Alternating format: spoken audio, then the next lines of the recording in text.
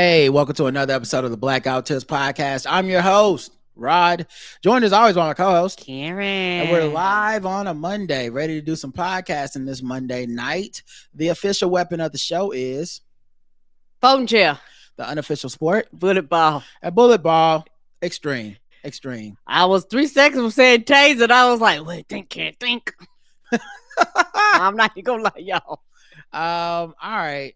You know what it is. Y'all know how the show format goes. Banter. Do you have any? I do. All right. Do you have any banter? Do you have any banter? Do you have any banter? Do you have any banter?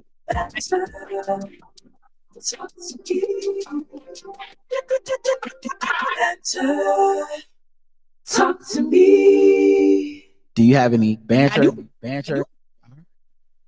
I have a few things. My first thing I'm going to say is if I see a bunch of flags just all together, it fucks me up because I automatically think they are a bunch of American flags or Trump flags. Mm-hmm. We was in the car today and it was a truck that had like all these flags on it. And I was like, is that a bunch of flags? And it was a Cowboys fan with a bunch of flags, which is fine. Which is also triggering, but go ahead. But internally, I was just like, yeah, I mean, it's really fucking me up because I was like, if you got more than one flag, I'm like looking at you sideways almost. That amount of flags for the Cowboys is kind of like, to me, I see the Cowboys flag the same way I see the Confederate flag. It's the flag of a bunch of losers and people that won't let go of a brief time period of success. I'm not saying this. Oh, no. Oh, okay. I'm sorry. I thought I was just adding to your thought. Go ahead. That's right. I'm just joking, Cowboys fans. Y'all are used to it. I'm just one of the people piling on. It's just a little joke. We're the Panthers. We suck. We never won shit. Chad, we ain't no better. Everybody calm down. I know you like not Rod too. Yes, me too sometimes. We all love our Cowboys loving uncles, and it is what it is. Yes. I think I defeated my gym nemesis, or my gemesis as I call him, because I haven't seen this man in weeks. And the fans have stayed on. Oh, shit. I come in there, they be on. I leave, they stay on. So I ain't seen his ass. I don't think I really changed my schedule up much. So I just ain't seen him. Maybe he not getting his pump on. Maybe he realized he was being a jerk. Maybe somebody else straightened him out. But right as of right now, prayers in the air. Look out for me, but I think I might have defeated him, y'all. I might have got him out of there. I hope you did. I didn't see him the weeks before that, and then maybe he was just in town for a month. I don't know, but maybe we never meet again. Karen? My next one is we went to the preseason game, first preseason game of the season for the Hornets, and I had a great time at the game, and they're doing remodeling, and I never realized this. But I kept looking up because some of the form of the remodeling, they don't have like all the stats and statistics and stuff for the players up. And it was just fucking me up during the game because I kept looking kind of up in the air because you be seeing players score. You won't know how many rebounds, how many fouls, how many assists. And it was just fucking me up not to be able to just keep track of that during the game. Yeah, it's undergoing renovation, so the signs aren't there yet. Everybody's in preseason right now, but it was a fun game. We sat next to a very energetic person who was dancing for the camera and trying to get on the broadcast every day. It's interesting because from the rich people seats we used to sit in, I would see that dude on camera sometimes. I remember seeing that dude dancing, I believe, in that section before and being like, oh, that's where that guy sits. I didn't know we were going to be sitting directly next to this nigga for 41 games. I'm pretty sure this shit is going to get old eventually. He was very funny, but it's also just extremely like look at me type of stuff. Yes. At one point, a woman with there were a bunch of we sit in the area where like people of a certain stature might bring women of a certain stature that would attract the eye. Yeah, Okay, we sit close enough it that was some bad bitches we're in the down there. house. We're in bad bitch territory. Yeah, we were normally up high looking down. Yeah. And there's be some bad ones up there, but it's more spaced out. It's more exclusive. It's different. It's different. Yes, we amongst the people now, and the bad bitches are making walkthroughs to be like, yes, y'all gonna get all this. And whatever I'm working with, you gonna get it, all of it. There was one woman walking in a pretty tight outfit, and the guy started singing BBL Drizzy. BBL Drizzy. And I guess the joke being this woman had a BBL. But I'm like, why are you singing so loud about this lady in front of everybody and her man? Now, if he come up here and be like, hey, man, calm down, I got no choice but to be like, bro, you made that bed. What's wrong with you? Right. You the one taking that L. It was a lot. It was a lot. He also made a joke. He knows his NBA, and maybe he's a fan of Ball Z Sports, because he made a joke about how Zion Williamson better watch out, because basically the BBL lady looked like Mariah Mills, which is a porn star that got into that thing with. And I said, that's a deep cut. A real deep cut, ain't it? Cut. So anyway, but go ahead, Karen. Yeah, I was gonna bring up the bad bitches. Oh, okay. Because like I say, normally me and Roger, we sit higher. We normally look out among the bad bitches, but we was kind of within like their territory now. Mm-hmm. And also something else, it was so much easier to get into the games versus last season. They've used some type of AI thing where they say you just like walk in, but basically you can't bring a purse or a bag of any kind unless you go through a special section, and it's got to be really small. Yeah. So like basically they don't need to look through anybody's purses or empty your pockets or anything really, and you just walk through. It scans you and lets you in. It was very easy. Yes. Yeah, it was very easy, much quicker, and I'm pretty sure that'll speed up the time, because like it would be times where literally it would be taking so long for people to get into the game. Some people would be getting into the game like once again, that's not for us. Right. We still are going through the same expedited season ticket holder entrance, which is you're literally, if you wait 3 minutes, it was a long day. That's true. Like, damn, it took us 3 minutes to get in the day. It was bullshit. Right. They were bullshit. 3 whole minutes. Yeah. So like we've never really had that issue. Right. It is more for the people on the other side.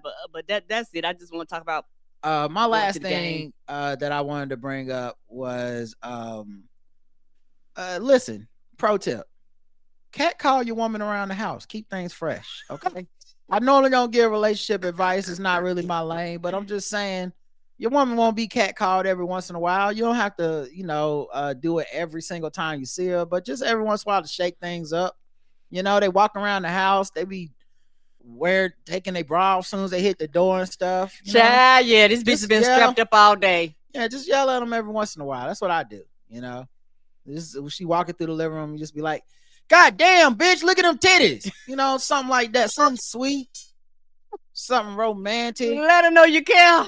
Let her know, like, hey, I'm checking. You still a human being to me. You're still an attractive person to me. Don't lose what keeps the energy fresh in a relationship. That's what happened. A lot of y'all get the person, and then you act like you don't need to still street harass them. The way that you got them, you just, that's a lot of ass, girl, something like that. And then, normally they'll just ignore you and try to go about, like, oh, I got to go in the other room and do my job, and then you be like, oh, damn, bitch, you ugly anyway. Just give them the complete experience of a New York street. Not the whole package. Just a complete, just, you want, put a little fear in their heart. Everybody loves that. No, I don't. Be like, oh, you ain't that fine, something like that. Let them, just send them on their way. So. Yeah. And sometimes I look at Roger, I said, I'll fight back. But you got to do something. I think a lot of people, they lose the romance. They do. Once they get in a relationship, they stop trying. But no, you got to always try. You got to keep saying, girl, you got a man. Something like that. And if she say yeah, you be like, oh fuck that nigga, you know something. You know what your man got to do with me? Yeah, you know, just let them know. I think a lot of people, you know, y'all welcome. I always want us to give advice. Take that. I don't think this is the free game for you. They was thinking the free game for you from Unc. All right, just somebody said, can he fight? Yeah. You know, a little something like that. You know, I'm gonna get you pregnant. You know, something ignorant. No, it's like stupid. Try to channel your inner like loitering around a gas station voice. You know, like that type of voice. You know, maybe asking for some money. You know, they would do that too. All right, you ready to get into some topics? Yes, sir.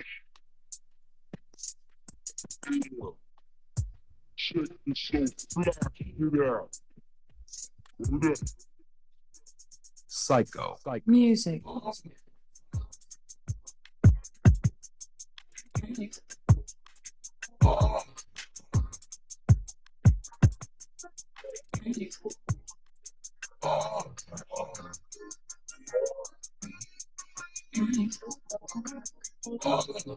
right, let's see what we got here for these articles and all that type of stuff. Oh, you know, I should have played the election music. I don't know what I was thinking. Oh shit. You know what? Fuck it. I'll play a little bit of the election music for y'all too, because this is actually more about the election. So give me a second. And you're running against Kamala Harris. Kamala Harris. This former president, we're not going fast.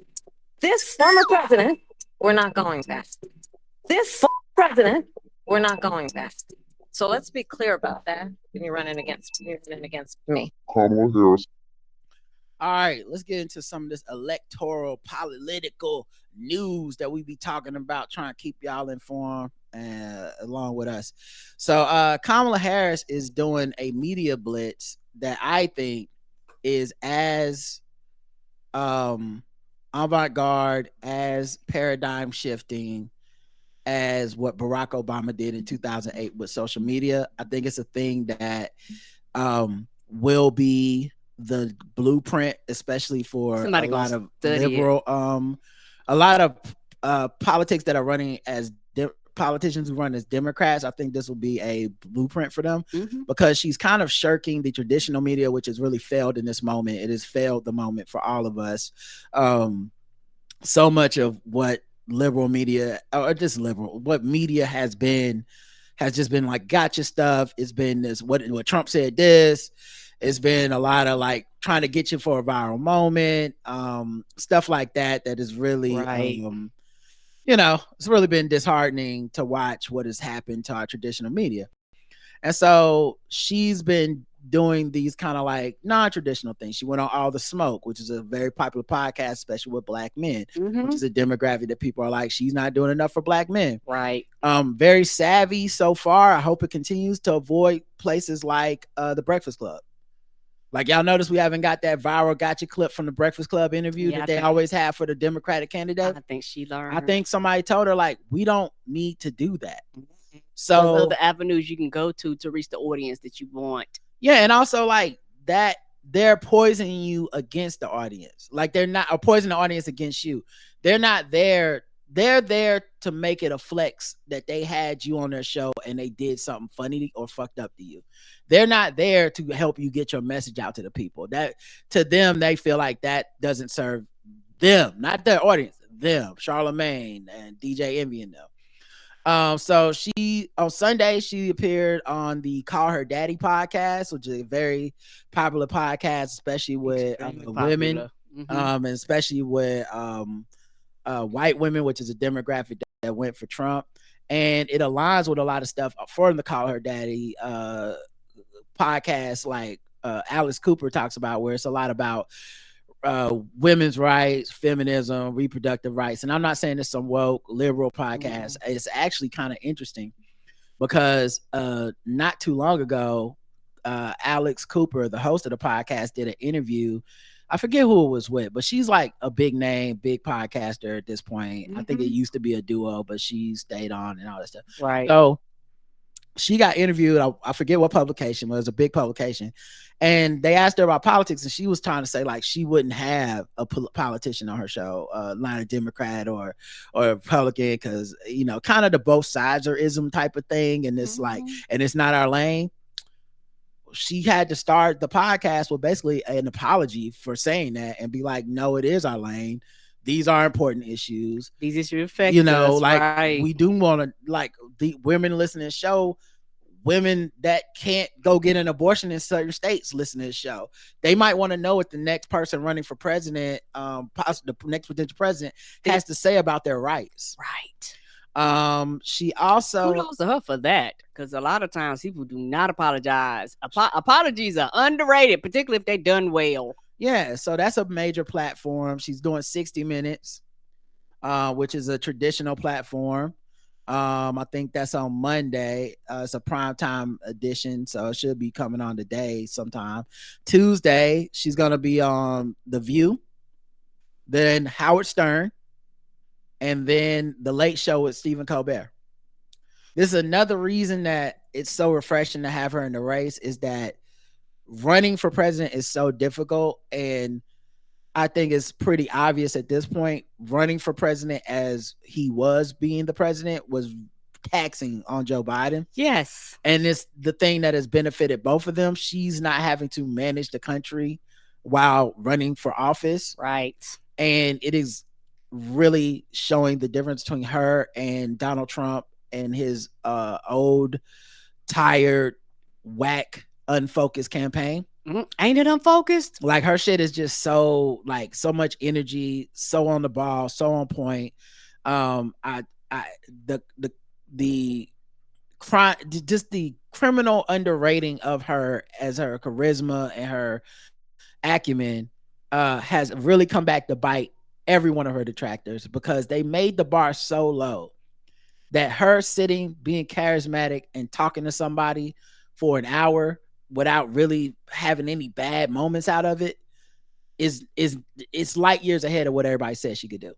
Yeah, but like you said, because they set the bar so low, and I think they was listening to NPR. They was saying they was talking to one of her interns, and the people to get their schedule and stuff together, and say they'll add something to a schedule, and she'll be like, "What is this? What's the purpose for this? What's the reasoning behind this?" And if and they be like, "It's really hard to get anything past her." They say because everything we give her, she reads it immediately almost. So she'll be like, "Nah, I'm not doing that. Why do I need to do this?" And so they was like, yeah, sometimes it can be very difficult to do things. I was like, her job, and she's busy, so her thing is like, don't be giving me no bullshit just to plug in my schedule. Like, I get that.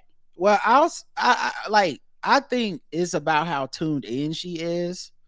I've always felt that the characterization of her as this, like, person who is hard to work for and hard to work with has been a very loaded, like, kind of who does black woman think she is type of thing for years for me. I've never really given credence to the, like, well, there's a lot of turnover in her office and all this shit. And I'm like, that, unless you know the nature of what the disagreements and what led to what, right? I don't really know what to tell you, because, like, to a large part, those people weren't really keeping the negativity off of her. So they were allowing shit to be like, hey, it's not my fault, it's her fault. And I'm like, if you won't fall on your sword for your candidate, for the person in the office, what fucking good are you anyway? Right. Like, you should always be upfront, like, whatever happened, we fucked up. Like, that's just the job. But I think a lot of people willfully wanted to dislike her. And I think also a lot of them were very afraid of her being one heartbeat away from the presidency. And this idea that, this black woman, this no nonsense black woman, was going to, like, fuck this whole thing up. So on Thursday, she's going to Las Vegas to participate in the Televisa Univision town hall moderated by Enrique Acevedo. Come on through. While she's doing this, Tim Walz he went on Fox News Sunday. He's going on Jimmy Kimmel Live on Monday. He's going to go on a popular unnamed pop pop culture podcast this week. They haven't said which one it is yet. So they're doing this kind of not blend of traditional, non-traditional with their media push. And I'm just telling you, man, this feels like the 2008 when Barack Obama was like, nah, let's get on MySpace. Let's get on Facebook. Let's get on, like, we need to take this thing away from just the traditional outlets that people expect us to be at and do something to reach the people. And the other thing is it reaches people that you would not have reached. Like, agreed. Everyone keeps talking about these traditional outlets. She needs to come kiss the ring of this. And I'm like, everyone who watches this show knows how they feel about her. Yes, they do. But there might be some people in a podcast audience who are like, especially a podcast that promised them, well, we're not going to be political. Well, they weren't expecting y'all to do what y'all doing. So now you might actually catch some people that was like, I didn't expect to like her. I didn't expect her to talk about her policies on reproductive rights and how we can get Roe v. Wade back on the docket and back. So those are the kind of things I think she did that I really think is really smart. And also what's brilliant about this is the age difference. With her being younger, she has a more understanding of the youth, because most youth consume things very non-traditional.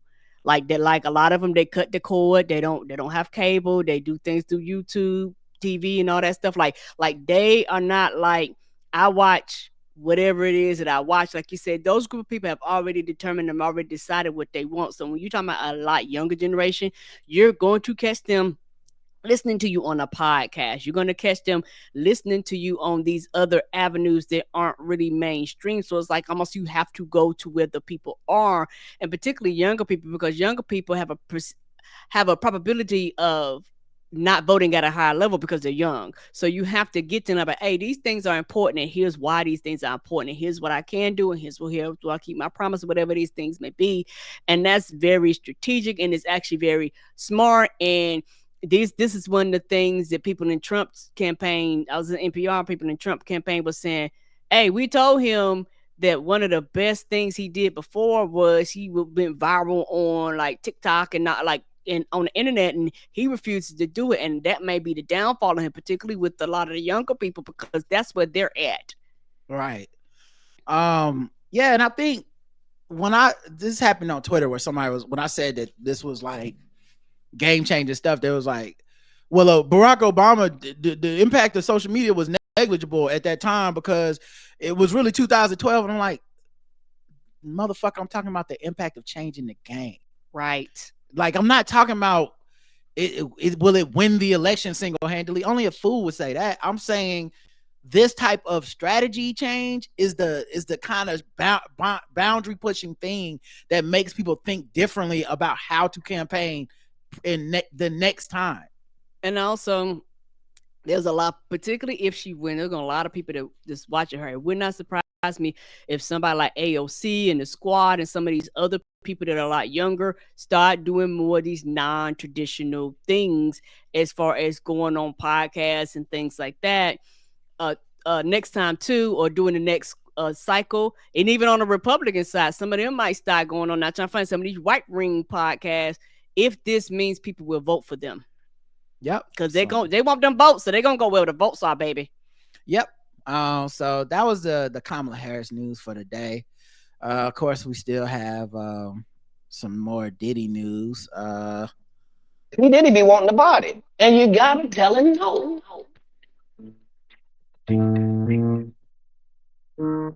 Psych.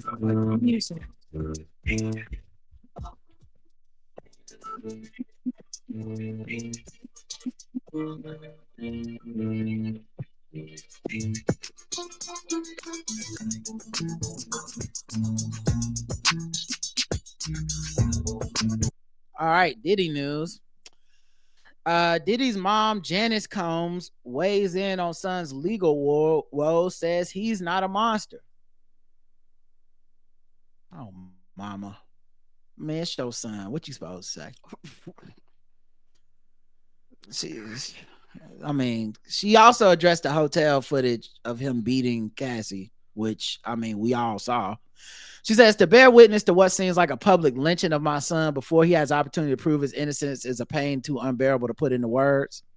So, sometimes the truth and the lie become so closely intertwined that it becomes terrifying to admit one part of the story, especially when that truth is outside the norm or is too complicated to be believed. She said she thinks his settlement with Cassie set off a domino effect leading to all this drama, but she fervently believes her son deserves his day in court to prove his innocence after being hit with serious charges like sex trafficking, racketeering, and other serious crimes. She says he is not the monster they have painted him to be.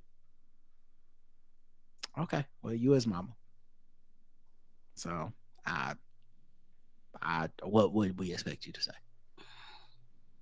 Same way I don't expect his kids to like abandon him and not go to court. Agreed. You his mama, but I guess thanks for letting us hear what you had to say. I'm trying to tell him, no comment. Yeah, I don't know who would possibly be able to be swayed by that. Y'all go out there active. I'll be like, I'm got no comments. Because of all the Jaguar right conspiracy theory speculation, where she is always like targeting Jay-Z and saying like he did this, he did that. One of the big rumors has been this, he had sex with Foxy Brown and made her sign an NDA because she was too young and all this type of shit. Foxy Brown has had to come out and deny this shit many times, and she had to do it again. She shared a screenshot of a user claiming that the alleged NDA would expire next year, allowing Foxy to talk freely about her experiences with the Rockefeller founder. In Icon Business, miss me with the fake news. NDA question mark. Ain't a motherfucker alive can stop my story. NDA on my shit gonna run 100 mil. She says, and then someone puts she took a screenshot of somebody said Foxy Brown breaks silence, game over for Jay-Z and Diddy linked to Tupac case. And she took a screenshot and said, stop playing with my name, dying for a comment. Can't spin me with the sucker shit to take Hove down. Better ask about the cloth I'm cut from. And then someone said, Foxy, when you speak, it's over. Blood emoji, stay protected too. And she replied, y'all want me to be anti-Hove so bad. Fuck out of here, post that. But this is what I was talking about. It's not about believing women. It's not about stopping abusers. It's about gossip. Mm-hmm. It's about playing. You're still playing with this. You still think this is entertainment. Yeah, it's not really anybody's life. Right. But there's no real like you rather make play victims than read any page of that indictment. Oh, the real victims. Right. You don't give a fuck about them. Mm-mm. All right, let's get to another segment. Let's do some LGBTQ news. Let me see what you want to be. You better move your body. You better move your feet. And I want to groove. Show me what's cool. Riding, caring, baby. LGBTQ news. Trying to take us down, but we still around. I try to still shine, but we on the ride. Feel it. You can't do what we're about to do. Thank God for this. LGBTQ news. All right, let's do it. Boosie is back in the news. So Boosie said in an interview for I don't know what podcast, what show this was. Let's see, it was but he said his daughter can't bring her girlfriend to his home because he doesn't want them to contaminate her other siblings, because he's a homophobe and he's like they're gonna all be gay or something. They're gonna catch the gay. That's not. She still can't bring her situation to our house. My daughter is grown because I don't want her to contaminate her other siblings. He said at Revolt World 2024 for a live edition of Young Miami's Carisha Please show. It's a generation we're raising, and I don't want her to get too contaminated for her other 6 or 7 sisters who look up to her. I want them to bring me grandchildren. His comments were met with groans from the audience. If I want grandchildren the right way, that's what I'm going to stand on. And if I don't want my other little girl to look at daddy and say, what's that, daddy, to somebody she looks up to, it's not going to come around. My grandfather didn't let it. My daddy didn't let it. And I didn't let it. The man is also, said he's got a prostitute for his young son that was Right. I think Underage to make sure he's straight. Like, this guy has a real weird obsession about this. Yes, he does. The shit to me always sounds abusive. It doesn't sound funny or cute. It's why I don't share the memes and the clips. And like, I don't know why. I don't understand. And maybe I don't relate to it. I don't get what is adorable about this man. Like, where people like, yeah, it's fine, it's harmless, it's not cute, it's not funny to me. Yeah, like, oh, here he is at a basketball game. I'm like, isn't he fucking kind of dangerously ignorant? But I guess like, people don't give a fuck about that. Well, his daughter talked about it on her social media. Here we go. And it been about 2 years now that I'll be quiet. I keep quiet on the shit. I wouldn't say nothing. I just go with the flow. I did everything in my power to understand that this is my father, regardless. Like, I'm going to accept him and love him for who he is. So, I just seen he recently did an interview with Carisha, and he used the word contaminating. And putting my siblings in it with that. If you know me, this shit making me so mad. If you know me,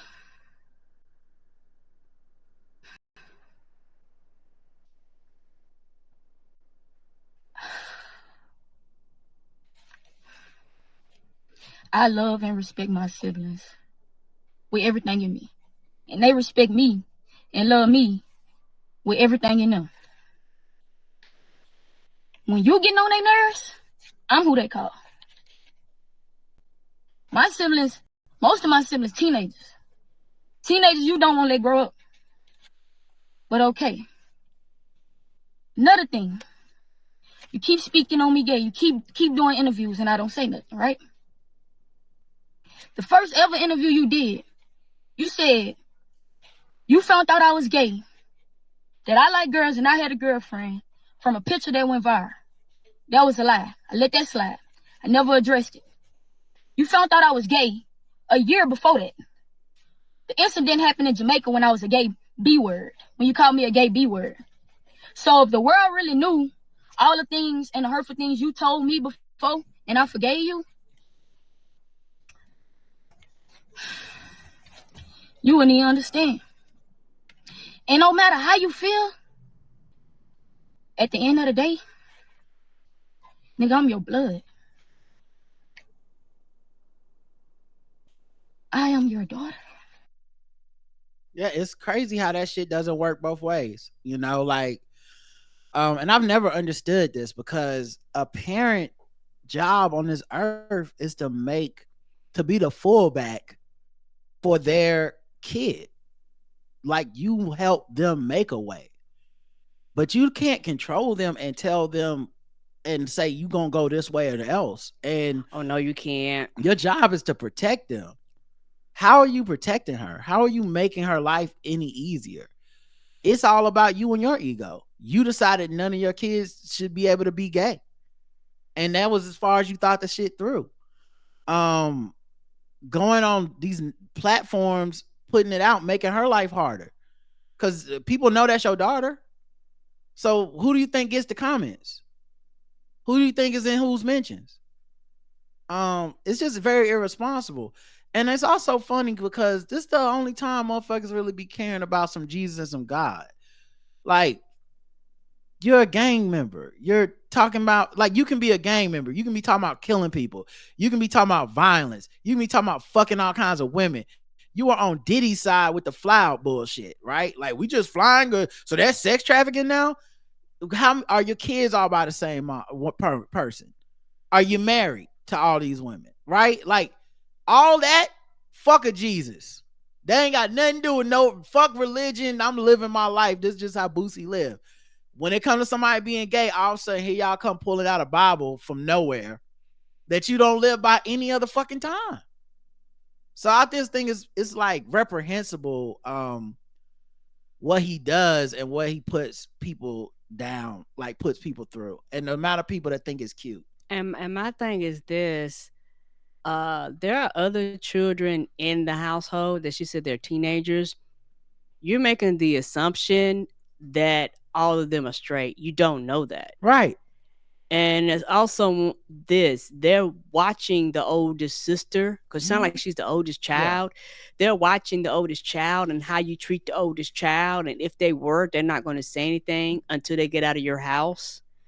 And when parents do things like this is why you have children that get grown and leave and they never return. They don't come visit you. Yeah. They don't come see you. I'll just say like they are like, no, I'm done. Because the only person that's going to be able to tell anybody if you are a good parent is that child. That's the person that dictate if you're a good parent, not the parent themselves. Yeah. Like the children, because the children have to live up underneath you and your rules and regulations and the things you do and don't do and the things that you are and are not.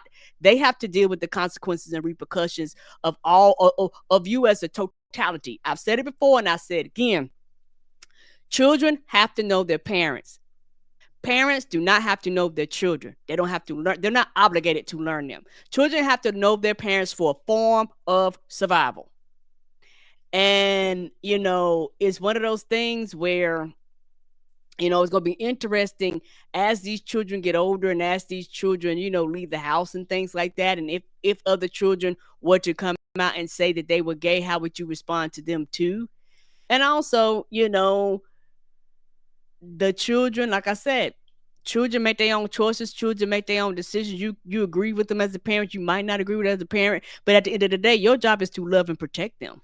The other thing too is a lot of times when you have a sibling like this has kind of been ostracized or admonished or chastised, that is going to be the kid that the other kids come to. Yes, because they know what it's like to have a sorry ass parent. Right. And it's like, that's just because you sorry. You can't just be a sorry ass parent to one kid because all those kids still see the relationship. And so the odds of you being just a bad parent to that one kid that's not how that works. Any of those other kids could be LGBTQ, but they know you've scared them into being like, I can't show that around you. Right. Because I've seen what you did to the other kid. You think that's good? You think that's what they want? This thing where you're bragging about having your 12 or 13-year-old son get his dick sucked. You said that. Right. You fucking right. That's not cute. This is a quote. You fucking right. Yes, a grown woman, grown, super grown, checked his ass out. Checked all my nephews out, super grown. Is she grown? She checked me out. I know what the fuck she did to them. She checked me out. That bitch, I'm getting them prepared, man. It's funny because you'll say people are forcing the gay agenda, but what the fuck is that? And I'm gonna tell you right now, you talking about your nephews, that means these are your brothers and sisters' children. Which means if I hear you doing some bullshit like this, all goddamn hell gonna break loose if you do this with my child. Yeah, I don't know what what those other people's kids are and stuff, but that's just such an ignorant mindset. Right. Now, what was really surprising is that Marlon Wayans, who everybody loves and feels like is a great ally to his own trans son, he came out and said, I'm standing by Boosie on this. Which is kind of a weird thing to do. Someone said, shout out to Magic Johnson, Dwayne Wade, and Marlon Wayans, and all the parents that love their children no matter who they are. And then Marlon quote tweeted it and said, you can't paint at Boosie, who tweeted, as a monster. That man is his father that provides. I believe him. His daughter and God will figure this out. It took me a second. Give their family grace and time. This is growing pain. She knows her daddy loves her. That's all that matters. He may come. Oh, I got to click to go to see more. All right. He may come around. He may not, but that's on him and her. Which is, kind of my name is Ben and I ain't in it. And then someone said, Marlon, you would have never said your child contaminates their siblings or even spoke ill of your child in public. You seem like a great dad who was mature, yet honest respectfully.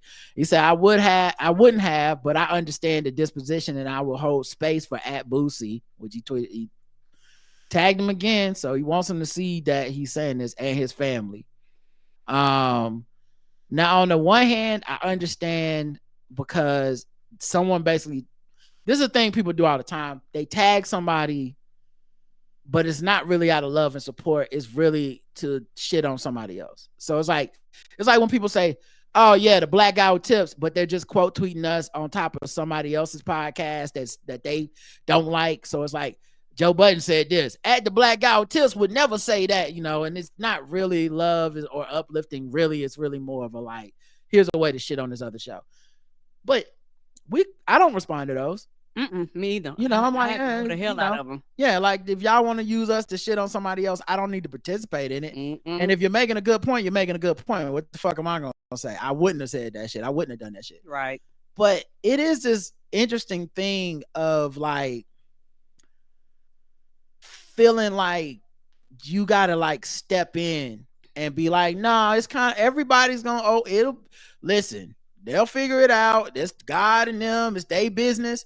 Their business is in the streets. He's the one that keeps saying it. It's literally been years. I don't think Marlon has to admonish the guy, but it is interesting that he chose to so publicly be like, I would never, I think he loves her and she knows he loves her. All right. Yeah, we could have said nothing. Yeah, we don't know that. You're making a lot of assumptions, and just because it worked out the way it did for you and your child, don't mean it's gonna work out for them. There are a lot of people that go through this and they disown like their entire families when they have the opportunity to like leave and go out on their own. It happens a lot. Yeah, because people remember. They might not always remember what you say, but they will remember how you made them feel. Yeah, and he posted a bunch of Boosie posted a bunch of old pictures of him with his daughter, and then said, "We good, God got us." He dropped a couple messages to defend himself, saying, "Y'all won't make me look like a bad father, and I love all my kids, and I'm a good father." Another read, "What is understood doesn't need to be said, nigga. You said it." I don't understand. You're saying like this is a thing that it's a big pet peeve of mine. If you get on a platform and you say some shit, don't act like we busted in your house and start getting in your business. Right, you told us we didn't have to know any of this. You didn't need to spread that homophobia. Tell us that that your daughter's contaminating your other kids.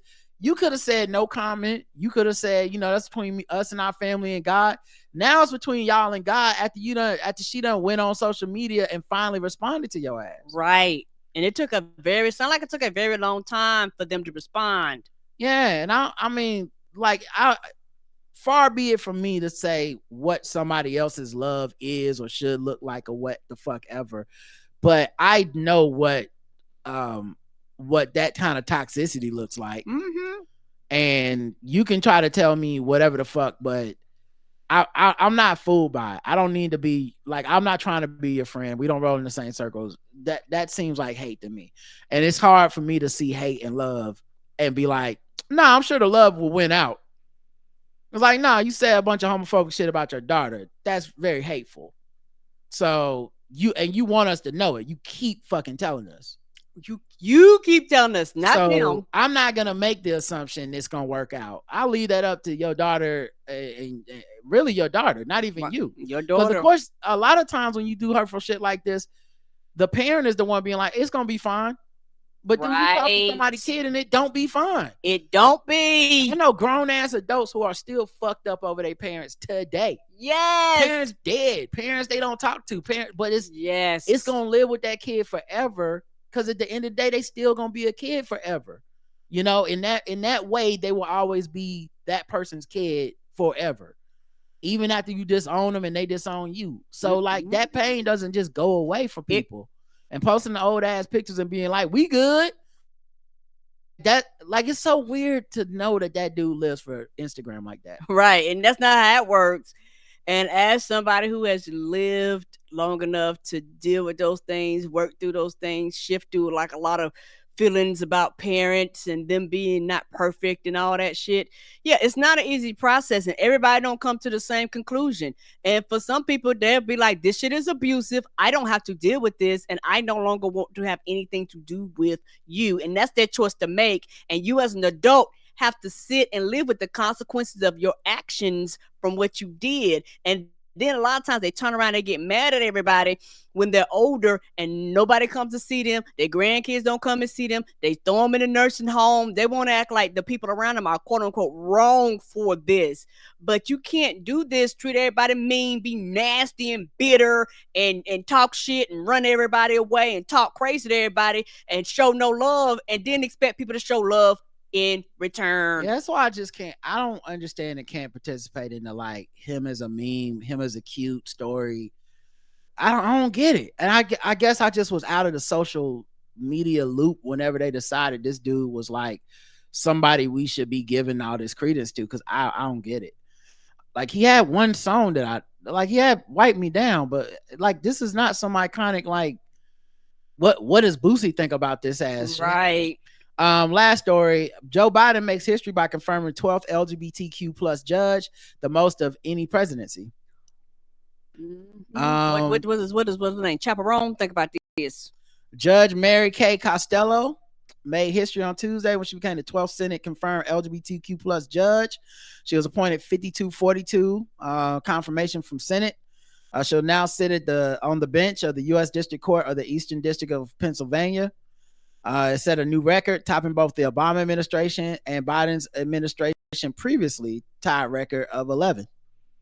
So, for that, what do we get out of this? What Joe be doing? Joe be doing some shit. That old white man be doing some shit, y'all. No, Yeah, I mean, black women, it's funny to see people downplay shit like this. But if y'all can't see the effect of Trump judges being appointed every single day, then I don't know what to tell y'all. Y'all really been out to lunch on this shit. Yes, you have. Let's see what else.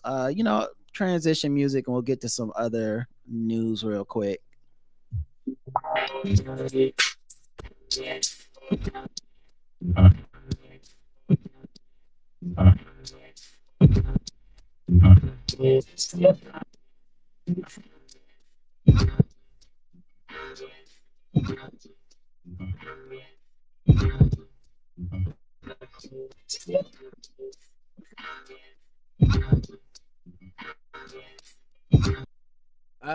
Remember that CBS News interview with Ta-Nehisi Coates?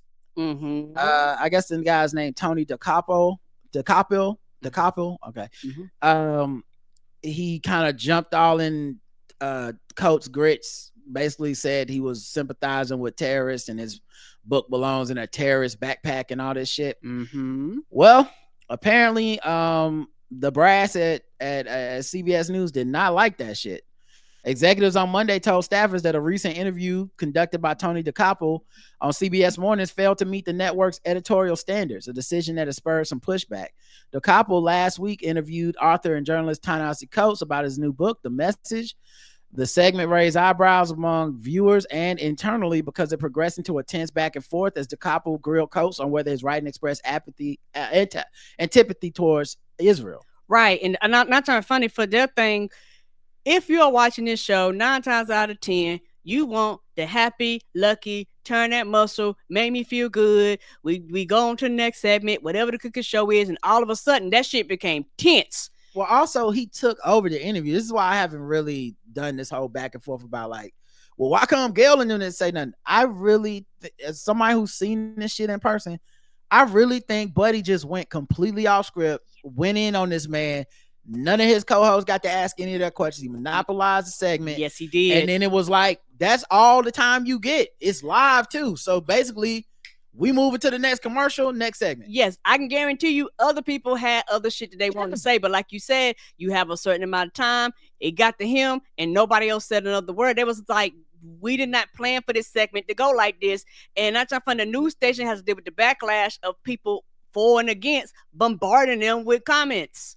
The Free Press published a recorded conversation from CBS News daily editorial meeting during which Adrienne Rourke, recently named president of Editorial News Gathering, told staffers there are times we have not met our editorial standards. She told employees that the situation has been addressed and will continue to be in the future. The couple took a tough time at the interview start, noting that the book would not be out of place in the backpack of an extremist. While leave out there is, well, we kind of played this already. He has increased his profile at CBS News, first gaining a foothold at the morning show, then getting assignments to cover important news-breaking moments on the ground. He recently began co-hosting the third hour of CBS Mornings that is streamed live and aired on some of CBS's biggest stations. CBS Mornings has always positioned itself as an alternative to the breezier presentations from NBC Today and ABC's Good Morning America, but an argument could also be made that the exchange between the couple and Coates had all the trappings of something that might appear on cable news, not a CBS broadcast. At least one staffer came to his defense, says, it sounds like we are calling out one of our anchors in a somewhat public setting on this call for failing to meet editorial standards, for I am not even sure what, said Jan Crawford, a veteran correspondent. She added, when someone comes on our air with a one-sided account of a very complex situation, as Coates himself acknowledges that he has, it is my understanding that as journalists, we are obligated to challenge that worldview so that our viewers can have that access to the truth over a fuller account, a more balanced account. So that was the explanation for why he went in like that. Yeah, it's interesting because I think that morning show thing is it's like journalism when it want to be. Right. Like it's not like it's journalism if they say it's journalism that day, but there's a lot of times they sit up there and somebody comes on with a one-sided account of something. It's just, it is what it is. There's no need to balance it out. Right. There's no need to attack people. Right. There's no need reason to challenge it. And everybody just, now, if you go on The View, that's completely different. But this ain't The View. Yeah. All right. Let's get into something a little bit lighter before we get out of here. It's going to be a short show tonight. Let's see. Let me do some white people news. Been a while since we did some white people news, right? It has. Pull up the white people news music. Boom. White people news. Excited to the barbecue. We might be problematic or a little bit. Let's go something hard on a federal basis. White people news. All right, white people news. What them whites up to? Dave Grohl, the Foo Fighters head singer. He's 55. He just had a break baby on his side baby. That dude, okay. And he said, "Hey, everybody, let me tell you, I got a little baby coming on the way, and I know I'm married to my wife and all that stuff, but I'm just letting you know, we try to work through this." Yeah. Well, he stepped out without his wedding ring. Guess that ain't working out. I'll tell you what, that wedding ring come off in the white people news segment, that's not a good sign. Never a good sign. It normally don't work out. Because Cheryl's somewhere without her ring in the mountains and the other and her kids. There he is holding a bottle of water. No wedding ring on that hand. Nearly 1 month after announcing his secret baby news, he's stepping out without his wedding ring. He was acting thirsty. He should have been drinking that water back then. Ain't that the truth? Maybe he wouldn't be in this situation. It quenched his thirst. He was photographed running errands in Encino, California, October 2nd, with his ring noticeably missing from his finger. The musician wore a black t-shirt and khaki pants and had his signature long hair tied back in a baseball cap. Then they go through his marriage. He's married to Jordan Bloom in 2003. They're parents of Violet, 18, Harper, 15, and Ophelia, 10. He really recently had a new baby daughter with another woman. And then he put out that statement like, we gonna make it work. Are you though? What did she say? Did she say we're gonna make it work, or you just making the statement? Right. A source close to the couple said, we keep reading over and over how heartbroken everyone is because Dave was supposed to be the good guy, the rock star that didn't have to do the rock star things, and people are crazy about the guy, but there's a rock star side. So I guess this is the rock star side, to have a baby on your old lady. Let's see what else the whites is talking about. Our girl Tay-Tay, Taylor Swift. What about her? She said, I'm not gonna be in this new Bravo Kansas City Chiefs WAGs show. I don't blame her. Like a WAG. Now WAGs stands for wives and girlfriends, I believe. The fuck I'm gonna do that for? I'm Taylor Swift. So yeah, she's like, last time I checked, I was rich and rich. I don't need to do any of that. I'm not trying to come up. I'm not Kristen Cavallari. Y'all heard of me already. Come I on. have talent. I made this man more famous, not the other way around. Ain't that the truth? Because there's a bunch of people that was like, who is this? Yeah. So although it's in its early stages, the show has no finalized cast, but it centers around the lives of Chiefs players, significant others, including Chariah Gordon, fiance of McCole Hardman, Shauna Weathersby, partner of Chris Jones, are two of the people they named. And I guess they was like, is Taylor gonna be in it? And she said, girl, come on now. Girl. Come on now. Let's be realistic. Child, I'm probably about to make another album and go on tour. The fuck I'm gonna do that for? Right. Like if you gonna see anything behind the scenes with me, it's because I'm selling you a documentary. It's not because I'm just giving it away. Ain't that the truth? If I'm on the show, they playing my music. Right. Yeah. Come on now. Angelina Jolie, 49, and her British rapper boyfriend Akala, 40, went Instagram official. Oh shit! Now come on through, Cougar. I don't know his music like that, but he's a British rapper and a political activist. Me either. Over the weekend, the 40-year-old artist could be seen at a New York City party that was hosted by the 49-year-old Jolie for her company, Atelier Jolie. Anyway, Akala can be seen clearly in the photo at the event just before images of the Oscar-winning actress appeared in the same photo gallery. The Eternals actress was interviewing Mustafa at the Atelier Jolie showroom on Great Jones Street. I guess this is the picture of them at the event. This is them. He got some melanin. Yeah, he do got some melanin. Okay.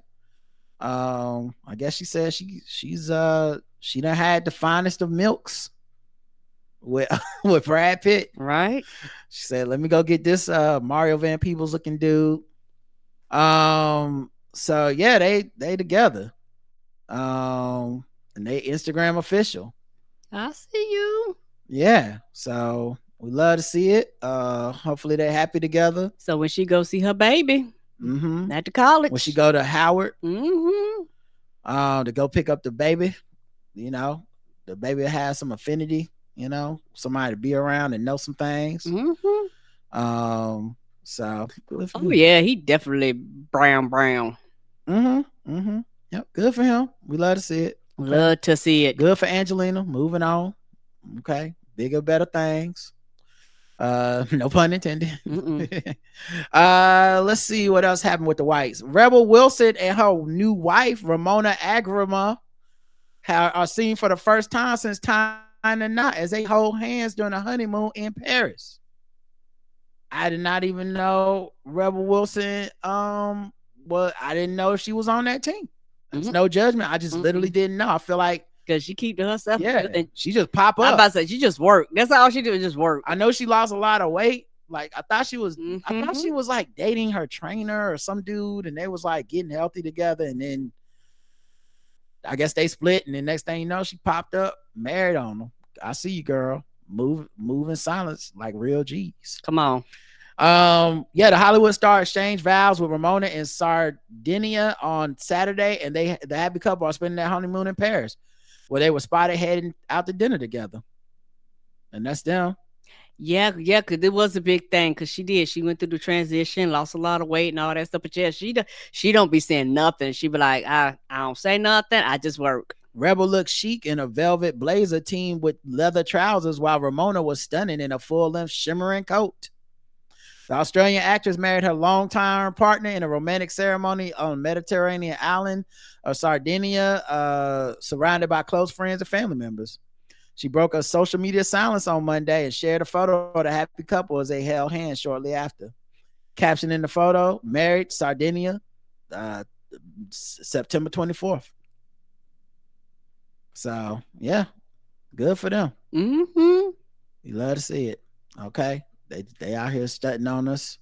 I don't know why so many pictures of the same thing. This is them at the Toronto Film Festival. So there you go. Good for them. We love to see it. Love is blooming. We do. Now, would Lil Boosie think they contaminate people? Yes, he but would. we don't go by his thing.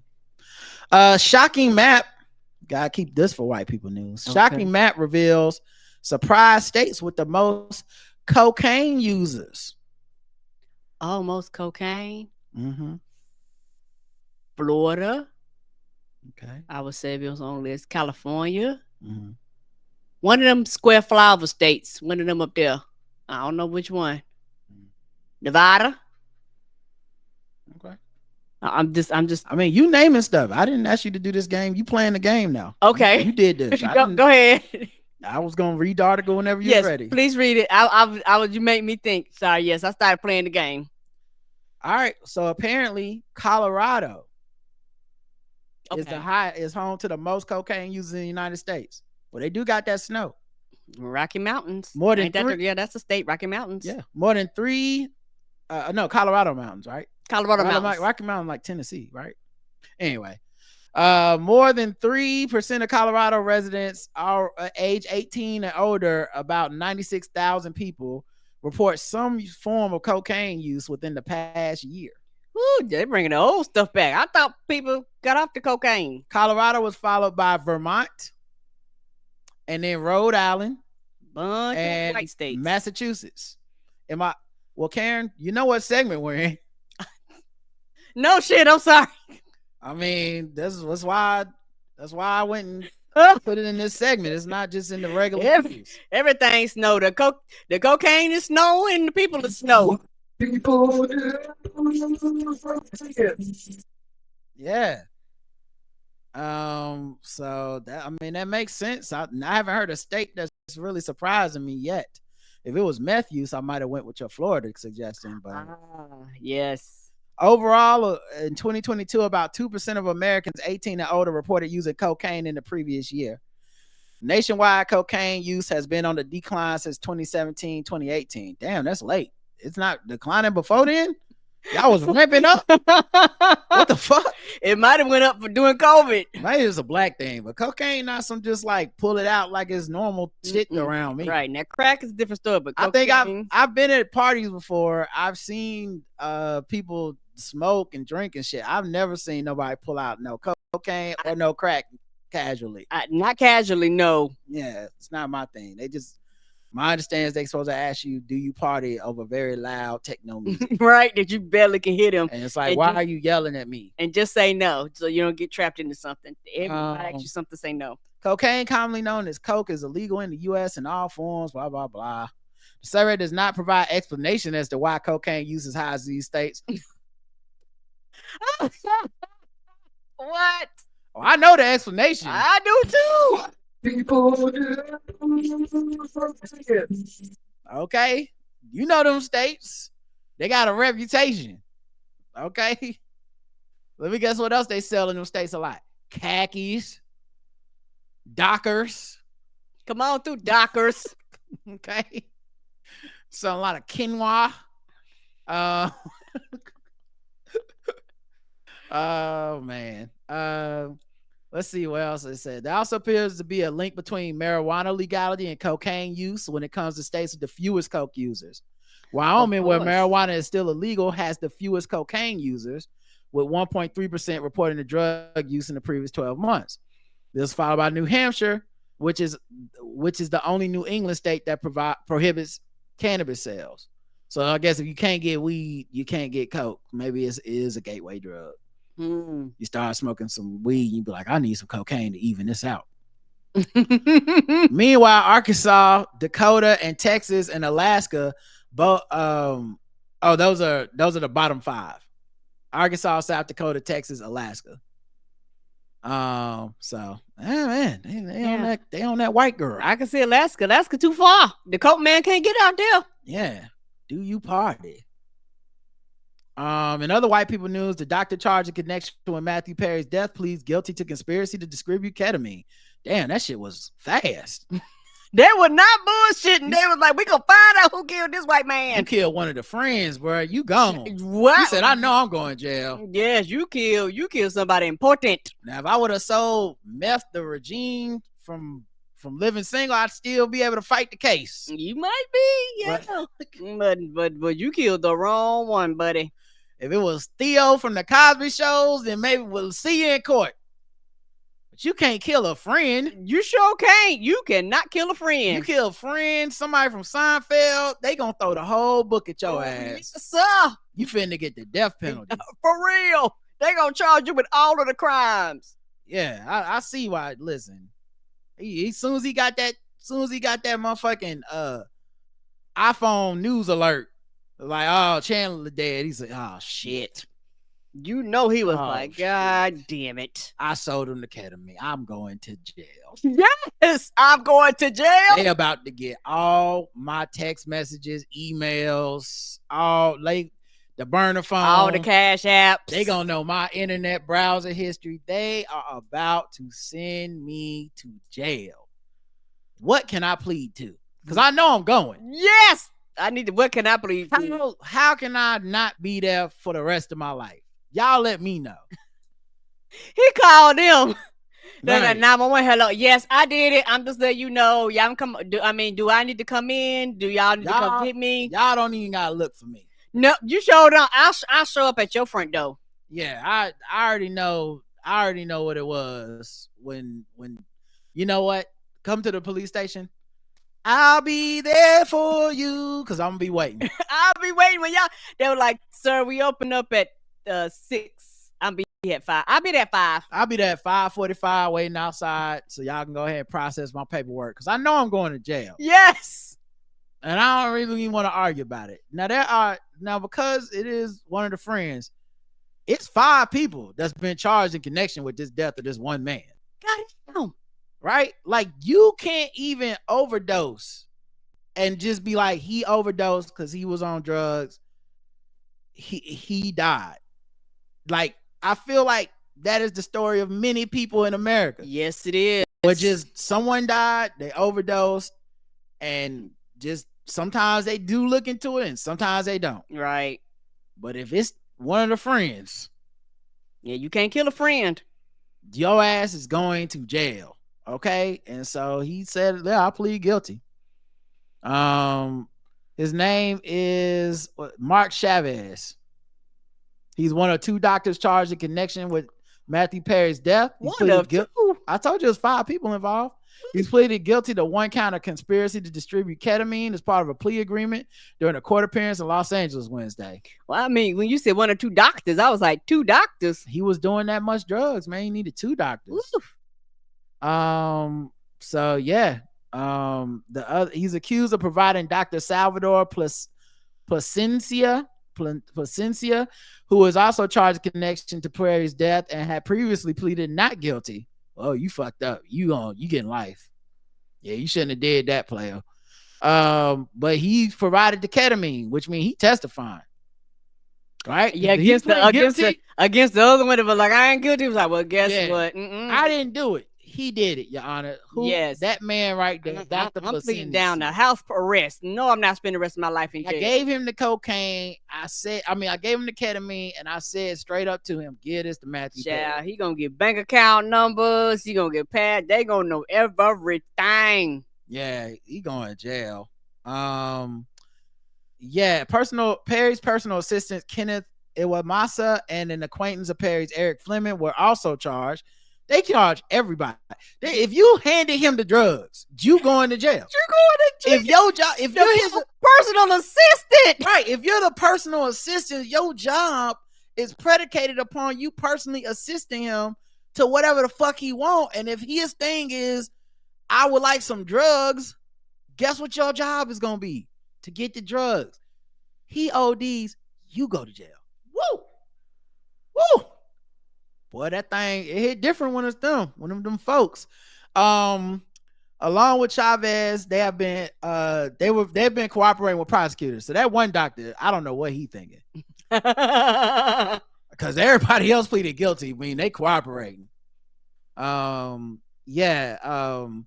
Fleming, who pleaded guilty to 1 count of conspiracy to distribute ketamine and 1 count of distribution of ketamine resulted in death. And Iwamasa, who pleaded guilty to 1 count of conspiracy to distribute ketamine causing death, have sentencing dates set in the coming months. Jasveen Sangha, who prosecutors have said ran what amounted to a drug selling emporium in her home. Damn. And Placencia have pleaded not guilty to their respective charges that include falsifying medical records and conspiracy to distribute, among others. Yeah. Damn, you had so much drugs. They was like, you got the Costco up in here, dog. Their trial scheduled to begin March 4th, 2025, and they getting tried together. Oh. Yep. Well, rest well. All right, last story. I think we'll do. Yeah, I think we'll. No, let's do two more. We got some elite white people news here. Lana Del Rey. I've heard of that name. You know what she does? I have no idea. Actress. Nope. Singer. Okay. She is ready to take a relationship with boyfriend Jeremy Dufresne to the next level. Del Rey, 39, and Dufresne obtained a marriage license on September 23rd. A La Fourche Parish clerk of court confirmed to People they have 30 days to apply to get married. The Summertime Sadness singer and the boat captain from Louisiana have known each other for several years, with Del Rey posting pictures with Dufresne on Facebook that go back as far as 2019. Oh shit, not the boat captain. Yeah. This is a picture of them together. Jeremy Dufresne from his Facebook. Jeremy Dufresne be captain of Arthur's Airboat Tour. She captioned a set of images on Facebook. Child, I wouldn't be able to pick them and they would just blend in with the crowd. You know what kind of boat he captain he is? He does these airboat tours, which means he's an alligator tour guide. The airboats are those ones with the big fan on the back. Oh, did you go through the swamps and stuff? Yeah, she married her one of these old swamp stompers. Wow. So yeah, he came up. He stick his hand in the mud for the fish too. The noodling. I don't know if he does that. September 7th, Del Rey went public with their romance when she and Dufresne joined guests, including Taylor Swift and Travis Kelce, at model Karen Elson's wedding to Electric Lady Studios owner Lee Foster in New York City. The couple coordinated in blue ensembles and were photographed holding hands as they left the event. So that's her man. Good for him. Good for y'all. Okay. And the last story, online voting in Alaska's Fat Bear Week contest starts after an attack killed one contestant. Oh no, the bear bared. No shit.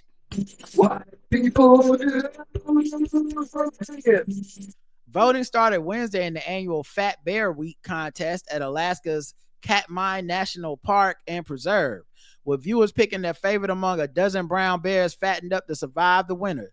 The contest, which is in its 10th year, celebrates the resiliency of 2,200 brown bears that live in the preserve of the Alaska Peninsula, which extends from the state's southwest corner towards the Aleutian Islands.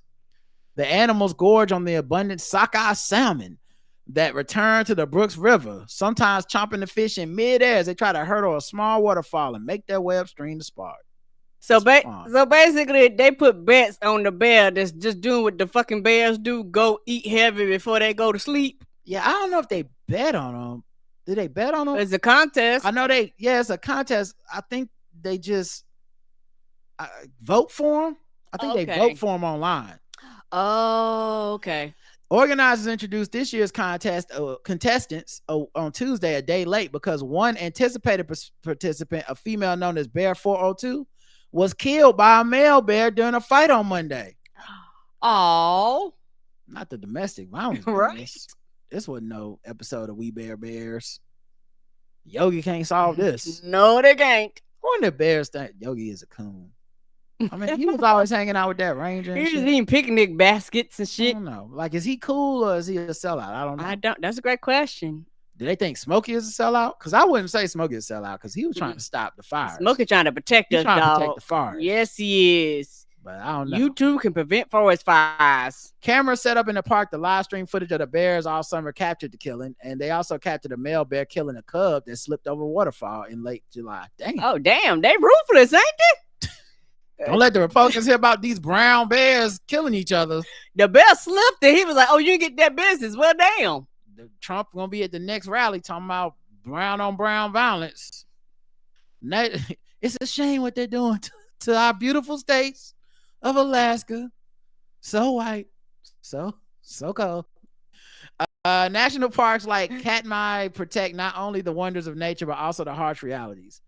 Each bear seen on the webcams competing with others to survive. The nonprofit, right? Because the bears don't notice a contest for the Fat Bear Week. No, they don't. They just doing what they normally do, eating a bunch of shit before they go hibernate. Or maybe they do know now. Because the cameras probably be, because it's been 10 years. Well, I think now the bears are like, there can only be one. Yes. They're like, I'm going to be the fat bear because there's not going to be no other bears alive at the top of this motherfucking contest. That's why they taking all the rest of them out. Yeah, like he pushed one of them. He said he pushed a cub off the thing like it was Scar and a cub. The cub ain't participating in the contest. That's some Lion King shit. To push the cub off the side, like I can see you ass bear. You gonna grow up to be fat like your mama. I know, and just gave him the business. Most salmon for me. Get out of here, boy. The nonprofit explorer.org, which streams the uncensored bear cameras and helps organize Fat Bear Week on Monday, hosted a live conversation about the death. A conversation, come on. Bear on bear violence, we got to have a conversation. These motherfuckers had a national, like, we need to have a national conversation. A national moment of silence. Bears are killing each other. Okay? We need... the bears in Chicago. Right. That's why we went and got some bear rappers to make some songs. This is what worked for black people in the 80s. Self-destruction. You're headed for self-destruction. Yeah, I don't like. What are they? Why would you need are the bears at the conversation? Do they know this is happening? Did they get a representative? Right. Like what? Why does this matter to the bears? Are y'all sending a bear out into the wilderness to be like, guys, they had a meeting. We got to chill out. This is some shit that would have happened regardless if those cameras was out there.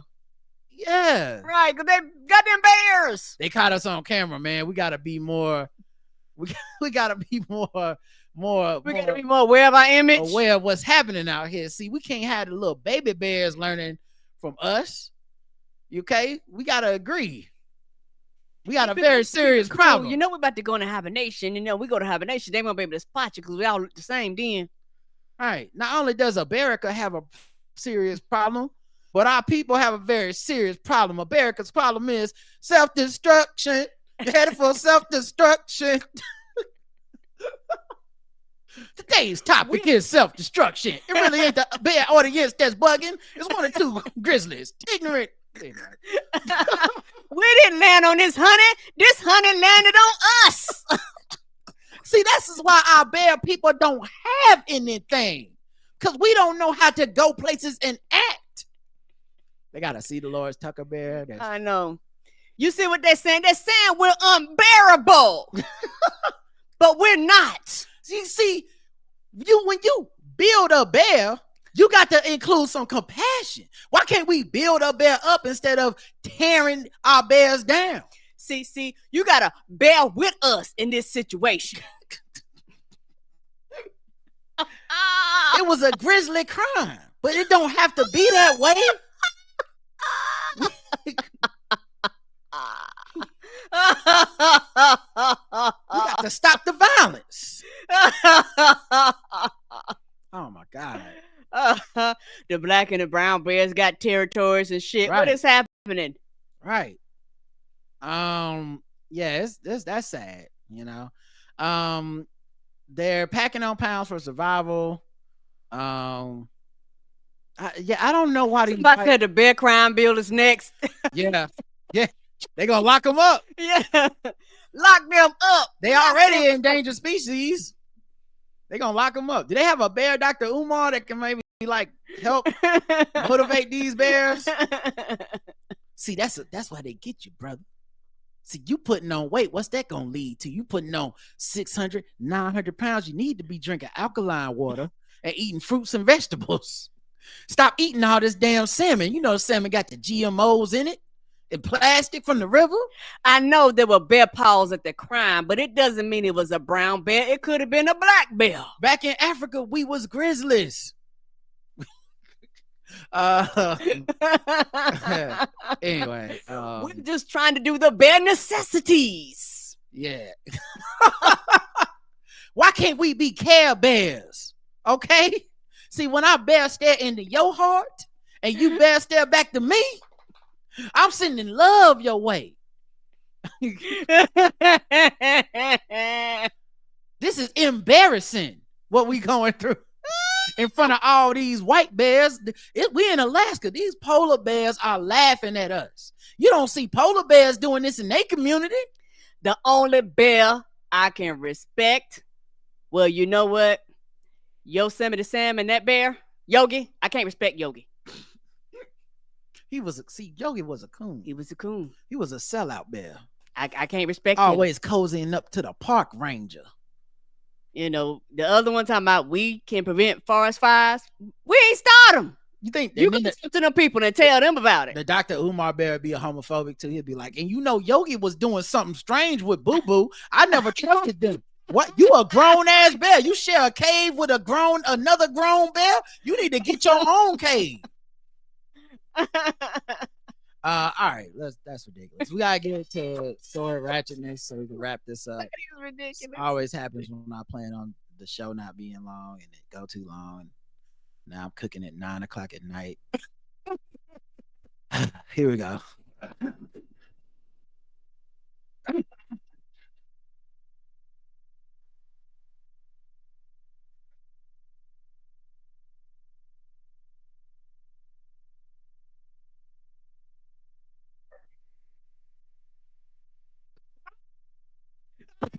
Why do we need white bear paperwork? Why do we need polar bear paperwork? Yes, why do we need polar bear paperwork? You don't see polar bears out here killing each other.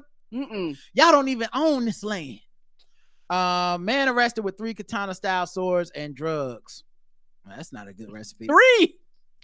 Police found a fugitive armed with 3 swords hidden in his pants on the sidewalk Wednesday afternoon. Chad Eugene Genter, 51, was booked in the Tooele County Jail on felony charges of possession of a dangerous weapon by a restricted person, obstruction of justice, and misdemeanor charge of possession of drug paraphernalia.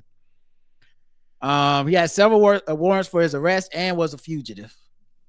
Oh, breaking all the laws. He was found with 3 katana-style swords that he had concealed in his pants, a glass pipe with burnt drug residue, and a plastic tutor. I don't know what a tutor is. Doing a lot. While processing Genter into jail, he told officers that he ingested 3 fentanyl pills after seeing them. Damn. Oh, I'm going to jail. I might as well be high. Pick some pills off the ground. I don't want to be sober for this next part where y'all find the 3 swords. All right, y'all. That's it. Thanks for listening. We might take tomorrow off because it's going to the Hornets game. Mm-hmm. And we'll see about Wednesday whenever Justin can record. Balls Deep is when we're going to do it. All right, y'all. Until next time. Love you. Love you too. Bye, everybody.